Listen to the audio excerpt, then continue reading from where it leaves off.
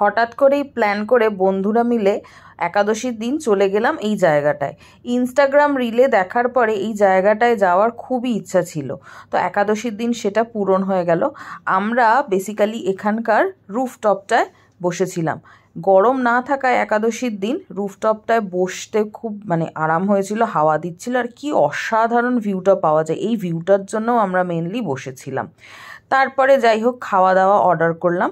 আমরা ফার্স্টেই অর্ডার করলাম সল্ট অ্যান্ড পিপার ফিশ, যেটার কোয়ান্টিটি এবং কোয়ালিটি আমার একদমই ভালো লাগেনি, মাছের টেস্টটাও পাইনি, আর যেহেতু পুজো চলছিল কোয়ান্টিটি তো কমিয়েই দেয়। তারপরে সবাই যে যার পছন্দ মতো ড্রিঙ্কস নিয়েছিলাম। আমি নিয়েছিলাম ককটেলসে কসমোপলিটন, যেটা এখনও অবধি খাওয়া আমার কসমোপলিটনের মধ্যে অন্যতম জঘন্য, আমি আগেও খেয়েছি, এই এক্সপিরিয়েন্স খুব বাজে। তারপরে আমরা নিয়েছিলাম পিৎজা, একটা থিন ক্রাস্ট চিজ পিৎজা ছিল, পিৎজাটা খেতে ঠিকঠাক ছিল। আর নিয়েছিলাম হচ্ছে ড্রাই চিলি চিকেন, সেটার টেস্টও অ্যাভারেজ ছিল। এদের ভেতরের এই ডান্স ফ্লোরটা দারুণ, খাওয়া দাওয়ার পর দারুণ নাচানাচি করে একটু চলে এলাম। আর এখানে ফটো তোলার প্রচুর অপশান আছে বাইরে আর ভেতরে।